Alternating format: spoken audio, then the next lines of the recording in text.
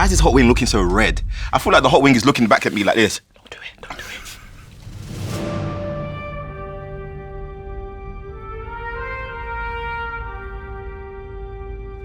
Hey, what's going on, everybody? For First We Feast, I'm Sean Evans, and you're watching Hot Ones. It's the show with hot questions and even hotter wings. And today we close out Season 10 with John Boyega. He's an actor and producer you know best from films like Attack the Block, Pacific Rim Uprising, and Star Wars. Speaking of, you can catch him in Star Wars Episode 9, The Rise of Skywalker, which is set to theaters on December 20th. John Boyega, welcome to the show. Thank you for having me. I've heard you rave about pepper soup in the past, so I take it you're no stranger around spicy I feel like I shouldn't food. have said that, man. Like, this is a mad thing. Mad. But you know what? We're here. And I'm happy to be here, dude. Watch the show. Big fan.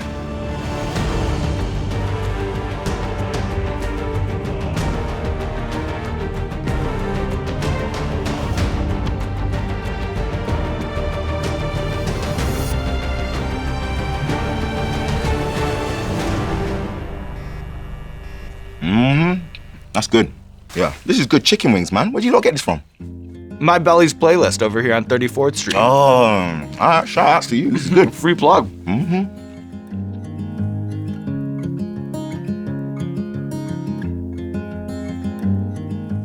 Everything on this table is against me, dude. I gotta make sure I'm on point.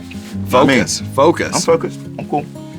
I understand Nigerian food. It can get quite spicy. Where are we at on the Nigerian heat index? Probably not even registering. With this is not registering on my tongue. Nothing. No, this is nothing.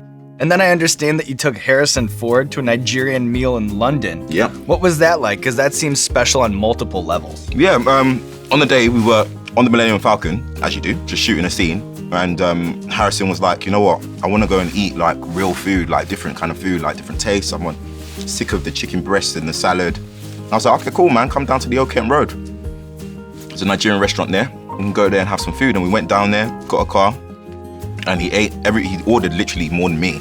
And then in the car back, he was slumped. He was gone. So gone that he was just like, can we swap positions because you have a little more leg room? So Harrison Ford then freaking like literally climbed over me to get into my seat. We swapped places and he was asleep, like snoring, gone. Nigerian food coma. Yeah, it hit him. And then I know that you're a major proponent of the food scene in Peckham, including your favorite chicken shop over there on Rye Lane. Yeah. What can you tell people about the chicken shop culture in London? Because one time I went to Tottenham with this guy, the chicken connoisseur. Oh, you were a chicken connoisseur, that's You know it. chicken connoisseur? Yeah. And we were at this spot in Tottenham, and kids were just banging on the window trying to get in to take a picture with the guy. Yeah. I mean, you know, he's the best of the British, especially when it comes to chicken wings. You know, you get your standard 2-piece chicken and chips. They get you the number 4, which is really good. They throw in some ribs and some corn on the cob. So, you know, we've got some good, nice dishes back home. And it's a culture, like, you know, and it's cheap as well. You know, in a little box, fries, chicken. You're good for the day.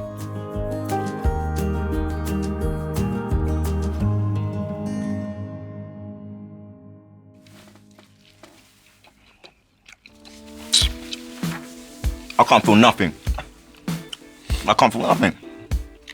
Step up, guys. Step up. Step it up. Remember he said this. You know what? This is how I'm gonna go out with confidence.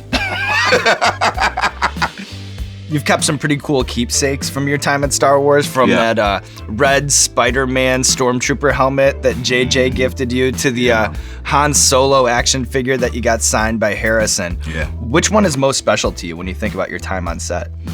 That Harrison Ford figure is really, really special to me. Like I was able to hold on to that figure and go through the whole franchise and get multiple different people to sign it. This is, you know, new characters that we haven't met yet, and obviously, you know, some characters that are, you know, pivotal to the Star Wars story, but they're not obviously on set all the time. And when I could locate them, I'd locate them and I'd have the figure on me and be like, could you please sign? Better video game in your opinion, The Force Unleashed or Battlefront? I would say Battlefront. Definitely a better game because of the online platform. And then the film is one of the most locked down, secretive films that I can recall being made. Yeah. Can you reveal some of the behind-the-scenes security measures that go into putting a cap on Star Wars? I know. I remember I put an overcoat because every time we leave the set, we can't actually leave in costume. So if you want to go to the toilet in the studio lot, we can't just leave. We have to put these cloaks on. And I put my cloak on and I couldn't get back into set. Security guy, it must have been his first day, and he was just like, no, I can't let anyone in. And I'm like, yeah, but like, I'm in the film. I promise you I'm in it. But good enough, like one of the senior security dudes came down and, you know, gave me the pass. He was That's like, Finn. That's Finn, I'm in. Cool. Yeah, good. I like that.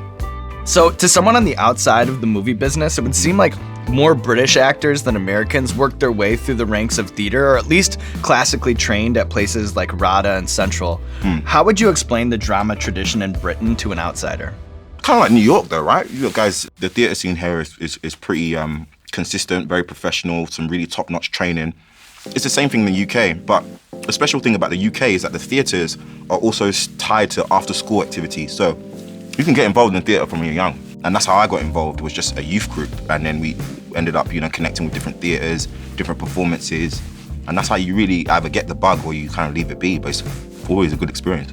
Do you see any difference in, say, an actor who has a theater background on a big budget movie set versus someone who's just been doing TV and film since the beginning? Do you know what? I feel that it depends on the individual. I think that some people are talented to the point where, regardless of the format, they adjust and adapt. And some people just have it. I guess it depends. If you've been doing TV for a long while, maybe there's some bad habits that you pick up. You know, you're not used to, you know, transitioning onto stage. It's a different process also, preparing for stage work. So it just depends on the individual to me. But, you know, there is a significant jump from film to TV, then to stage. It's, you know, 3 different formats for sure. And then I know one of the places that you studied was at the Identity School for Acting. Yeah. What is special about that place? Because there seems to be a lot of the alumni popping up in big, huge blockbusters all over the place right now. It's incredible. Like, that was just basically a drama school set up by my agent, Femi Oggins, and he was in London and found that not a lot of black people are getting into mainstream drama schools. You know, we're finding that, you know, 1 per class, and that for him, it wasn't enough. He had been an actor before, and he was in, like, you know, EastEnders, you know, those, you know, British TV shows. And he, on the leaflet, he was basically saying, you know, get trained by actors who've been in, you know, EastEnders, Casualty, and he was talking about himself. But through that, he set up a drama school, and me, Letitia Wright, Malachi Kirby, some of the British names that you know now, obviously on the big screen, we went there, and it was a hub of creativity where, you know, it was just a lot of young people who had the same dream, who didn't laugh at each other's dream, and it was cool. Like, it's like some of the best days of my life. I really enjoyed it. You lot got some tender wings. So, First We Feast recently did a deep dive into the connection between anime and hip-hop on this new show that we have called Gochi Gang, and I know that you're a huge fan. Yep. What do you think it is about anime? Why do you think it's inspired such a huge global following? Anime, I think because of its long-form format, so it lasts for ages. You take something like Naruto, for example. You literally watch a character grow up day by day. And then there are filler episodes that give you kind of like clarity on the world surrounding the leads, or the several different leads in the anime.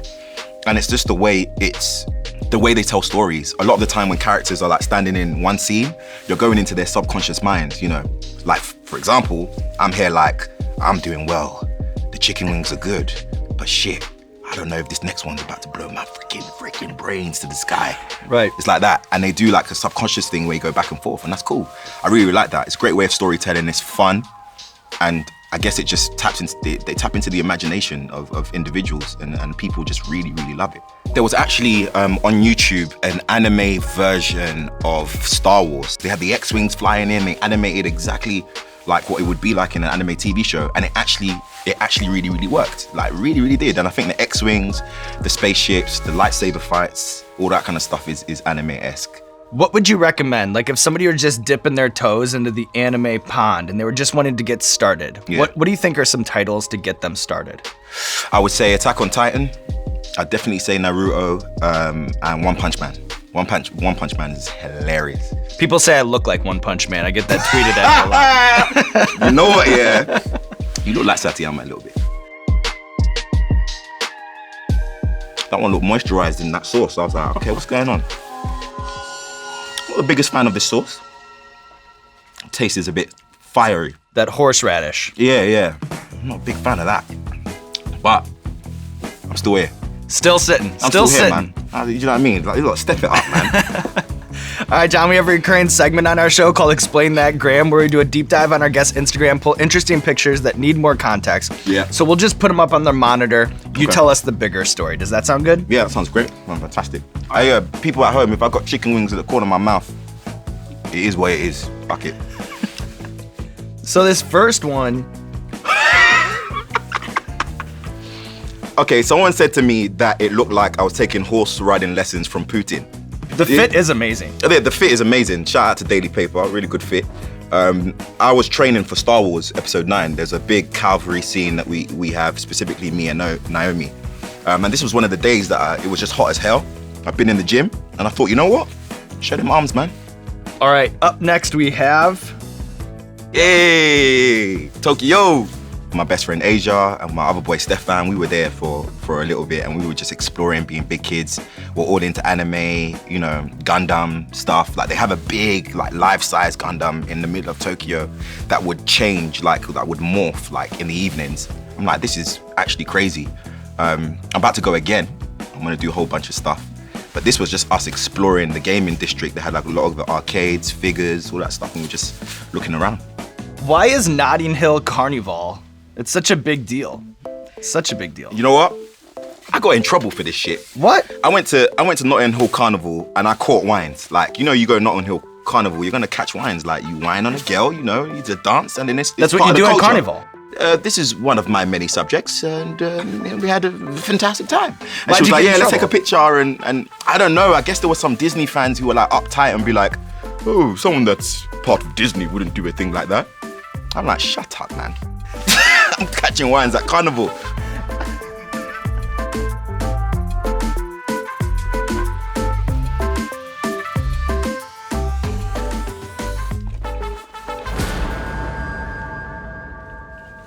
Yep.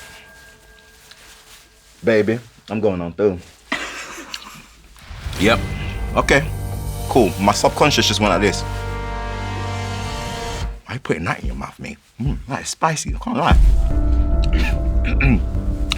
So I read that before you accepted the role of Finn, J.J. Abrams, he gave you a long speech cautioning you about the responsibilities that go with being a part of a franchise that's as iconic as Star Wars. The morality that he was speaking about, the responsibility for me, like I found that nice because, you know, this is someone who was just kind of like, keep it humble, be yourself, enjoy this experience, but make sure you understand that, you know, obviously a lot of people are going to be watching you. Make sure every choice that you make is something that you're okay with.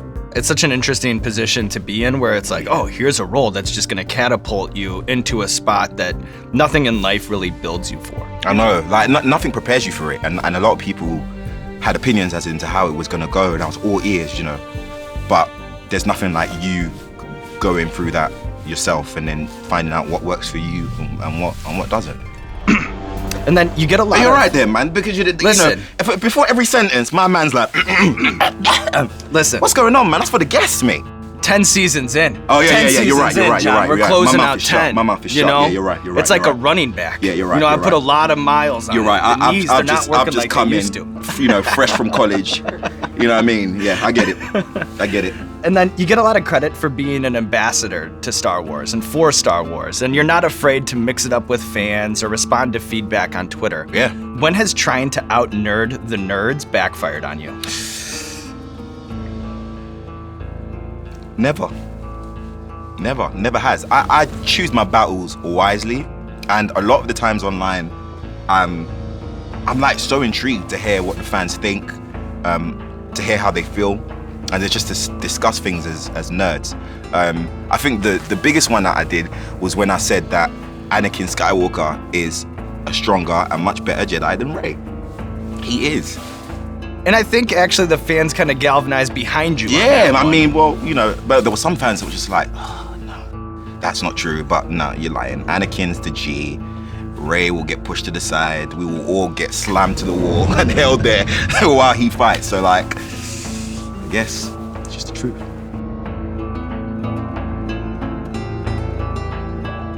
My kneecaps are shaking a bit, I can't lie.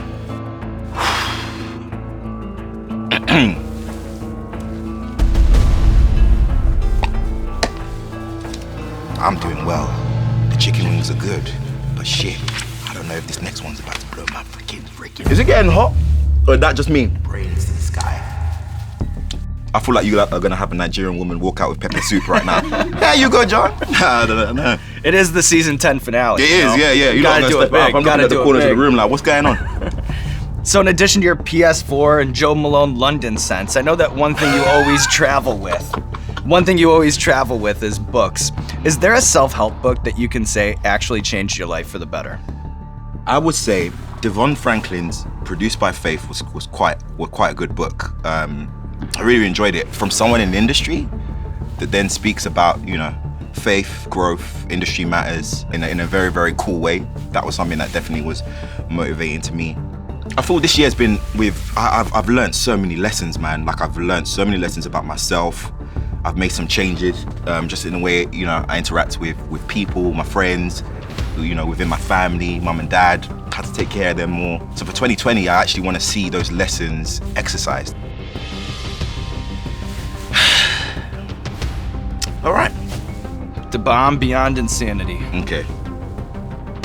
Why is this hot wing looking so red? I feel like the hot wing is looking back at me like this. Don't do it.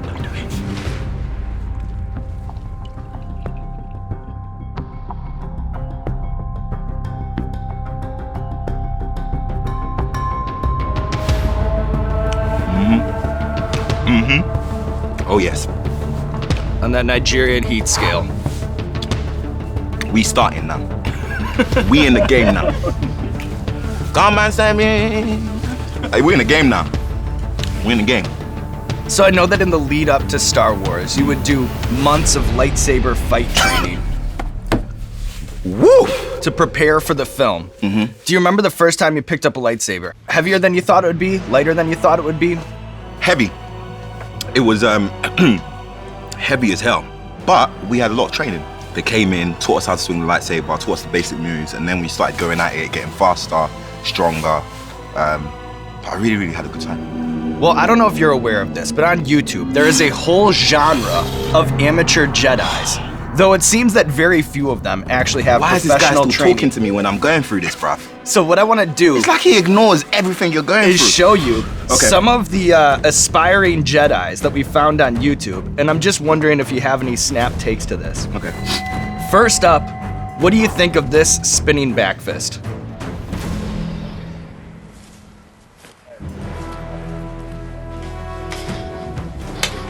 Ooh! Now, if those were one of the sabers on set, you would have been finished. You would have been finished. If those sabers caught you on set, you would have been knocked out. So that's dangerous, but that was good. I like that. All right, up next. How strong is the Force with this juggling Jedi? Does he have the wing in his mouth? That's it.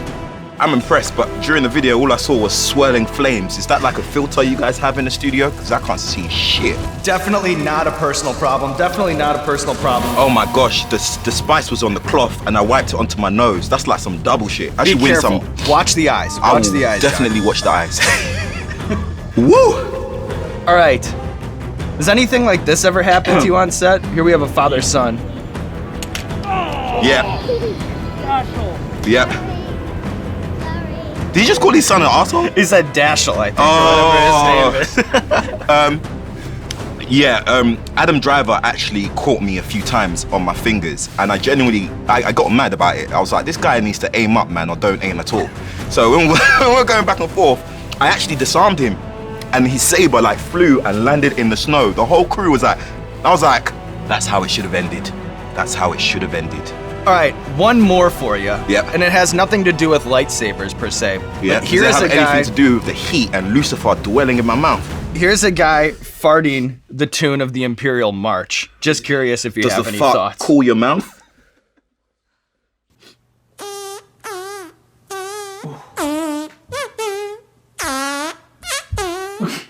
I'm confused. When I drop the load, like, we freestyling. So I don't know what's going on down there.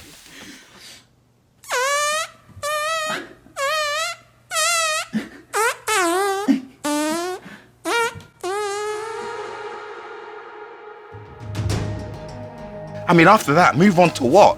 eating fire? I don't know why I think, playing with it in my hand is gonna change what's gonna happen. You're gonna find some spot on it. You know what I mean? Yeah.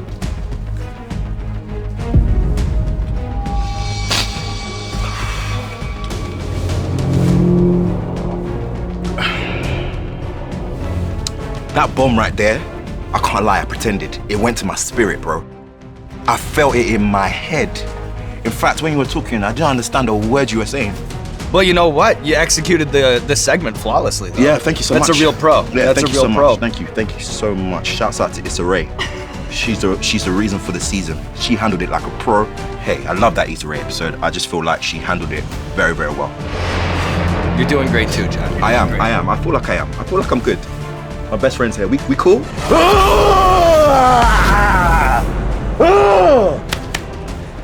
Sorry.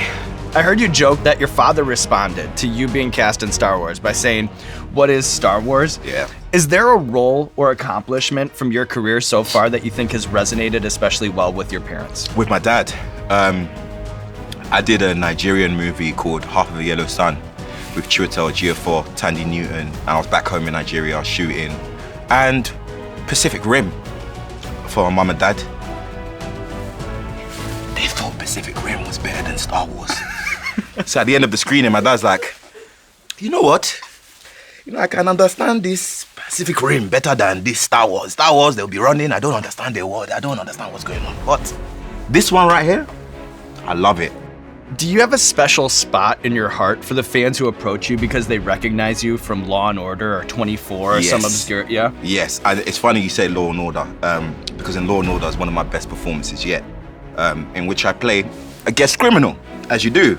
And then there's other people that will be like, yo, I loved your stock shoot photo modeling pictures. And I'm like, what are you talking about? And I'm like, oh yeah, I forgot about those, because I done a bunch of stock shoot modeling before I became you're like actor. Like the college brochure thing. Yeah, I used to be assigned to like Spotlight, all these free audition sites and all of that stuff, and they always used to have these opportunities there. And one of them was paying £50. Obviously, those stock shoot photos will now go online. Then colleges all over the world will now buy it. I'm proud to announce that I've just been accepted into a college in Dallas. Don't know the name of the college, but I'm in the stairwell. Well, look how far you've come. I know. John Boyega. And did I flinch? Did I flinch? No. I got this. My soul is burnt to a crisp.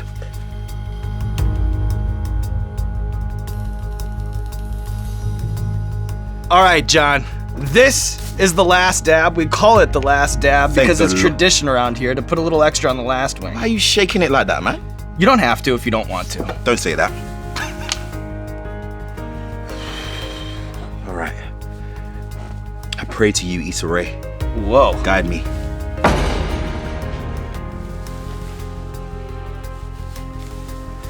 Cheers. Cheers.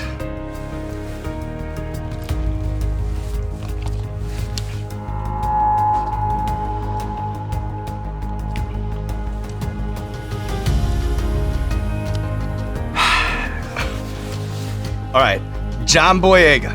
Here we are. Run me my check, man. At the end of the Run me line. my check. The end of the season. Yep. The end of the year. Yep. And before the acting thing took off, I understand that you had a dream of being a newspaper cartoonist. Yeah. We would be honored if you gave us a quick doodle that we can hang forever in the Yep. Hot Ones Museum of Curiosities. Hell yeah, I would love to do that.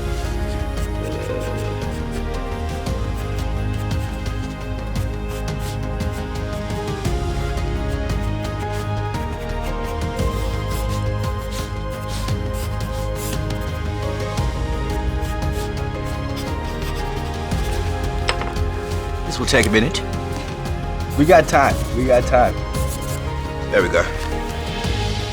Inspired by the wings of death, and what a masterpiece it is. Help me. Donate $2.50 for all the victims of Hot Ones. Please, I need you.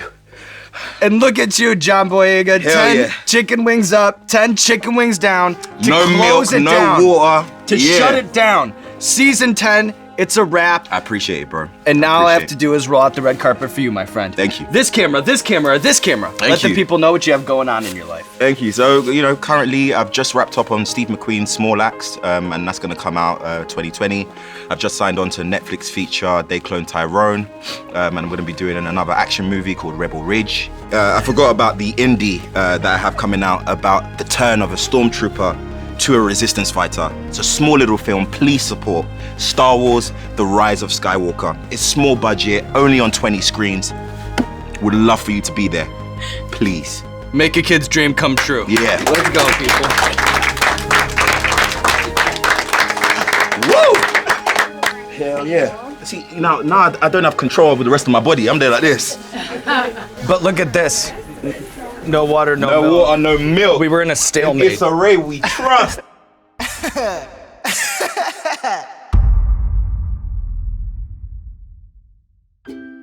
Hey, what's going on, Hot Ones fans? This is Sean Evans checking in to say thank you so much for watching today's video. And I have a very exciting announcement for our Hot Ones Hot Sauce Box subscribers. We have gone completely bizarro world in the December box. Take a look at what I mean. We have taken Pepper X from The Last Dab and we have put it in the classic, but with a kick. We have taken the Chili de Arbol from the classic, put it in The Last Dab, miled it out a little bit. And then we've taken red jalapeno and put it in Los Calientes. Los Calientes, look at it, it's red. I don't know if we'll ever do this again, but it will be in the December box for our Hot Ones Hot Sauce Box subscribers. If you're not a subscriber and you want to get your hands on the Bizarro pack, heatness.com to subscribe. Thank you very much and happy holidays to you and yours from us here at Hot Ones.